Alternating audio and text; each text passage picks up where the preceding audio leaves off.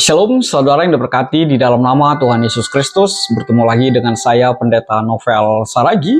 Firman Tuhan yang menyapa kita pada saat ini tertulis dalam Mazmur 133, ayatnya yang pertama sampai ayatnya yang ketiga. Namun ada baiknya kita bersatu dulu di dalam doa. Kita berdoa. Bapa di dalam sorga, terima kasih Tuhan buat hari yang indah yang Kau beri bagi setiap kami. Terima kasih Tuhan buat dimensi waktu ini, kami rindu dengaran akan firman-Mu. Maka berfirmanlah Engkau Tuhan, sebab kami siap untuk menerimanya. Amin. Shalom, saudara yang diberkati dalam nama Tuhan Yesus Kristus. Sahabat terbaik dalam kasih Tuhan, seperti yang saya sebut tadi, bahwa firman Tuhan yang menyapa kita pada saat ini tertulis dalam kitab Mazmur, patsalnya yang ke-133, ayatnya yang pertama sampai ayatnya yang ketiga, dengan tema kita hidup di dalam terang. Saya bacakan natsnya buat kita semua. Begini firman Tuhan. Persaudaraan yang rukun.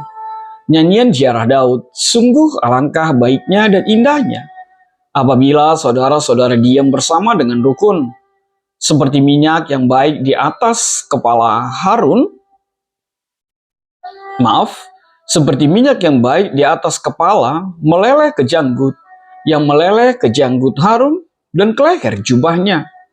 Seperti embun gunung Hermon yang turun ke atas gunung-gunung Sion. Sebab kesanalah Tuhan memerintahkan berkat kehidupan untuk selama-lamanya. Demikian firman Tuhan.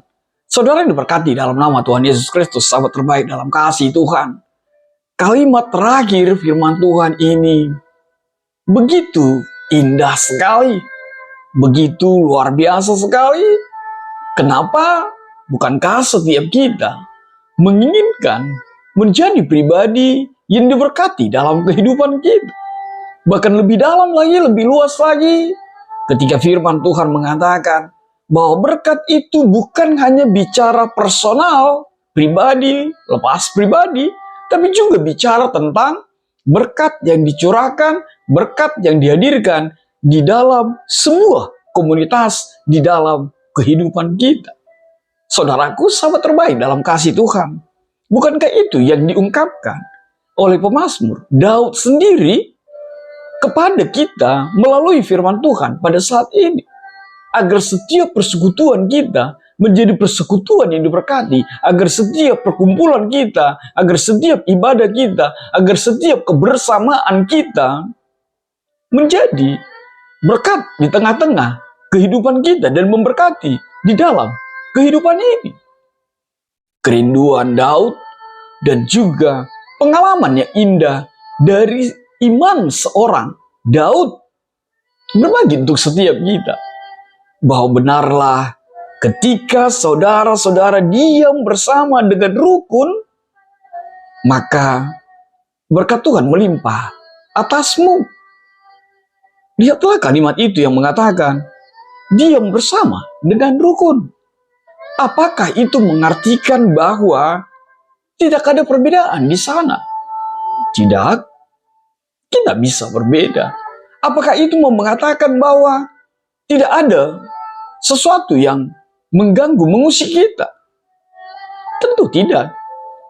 Tapi di dalam itu semua, apapun yang menjadi perbedaan, apapun yang menjadi situasi yang mungkin menghadirkan sebuah perdebatan, atau mungkin suara agak meninggi dengan dinamikanya, tapi ketika kita mencoba untuk menjadi pribadi di dalam diam bersama dengan rukun, maka kita menjadi pribadi yang diberkati. Sebab orang yang mau diam, menerima keberadaan orang lain, yang mau diam dan tidak berbantah-bantahan, akan mendapatkan kerukunan itu. Bukankah hancurnya sebuah persekutuan karena kita tidak mau diam? Bukankah berantakannya sebuah perkumpulan karena tidak ada yang mau diam? Semua bicara, semua pengen melakukan apa yang dia mau, semua pengen apa yang di dalam pikirannya terjadi dalam sebuah persekutuan itu.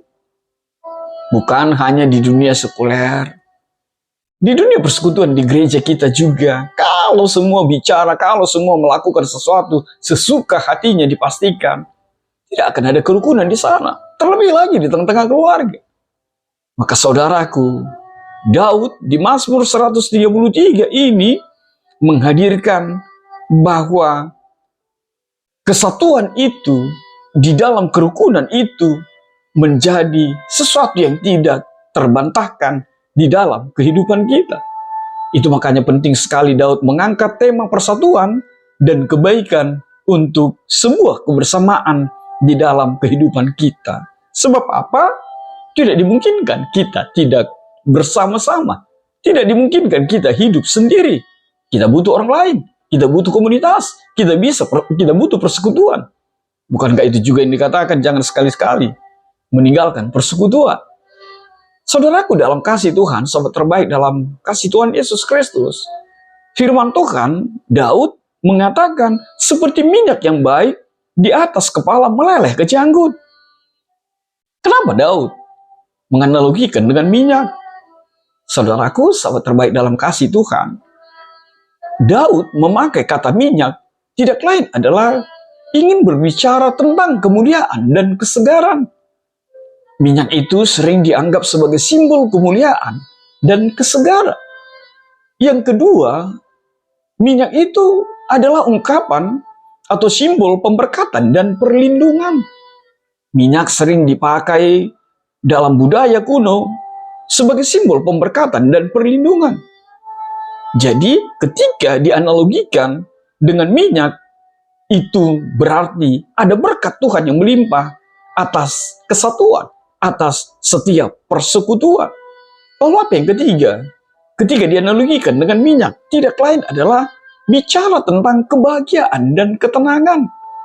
Saudaraku, sahabat terbaik dalam kasih Tuhan, minyak dapat merujuk pada kebahagiaan dan ketenangan.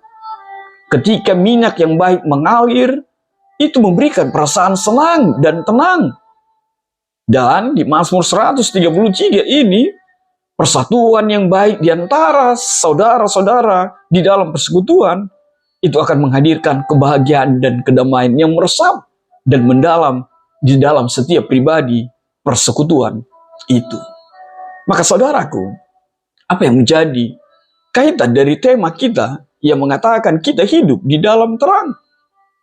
Kaitan kepada tema itu melalui nats ini tidak lain adalah dengan Mazmur 133 ini, kita melihat bahwa adanya hubungan antara terang sebagai simbol pengetahuan, simbol kebenaran, simbol yang menerangi setiap hati dan pikiran setiap orang di dalam sebuah persekutuan.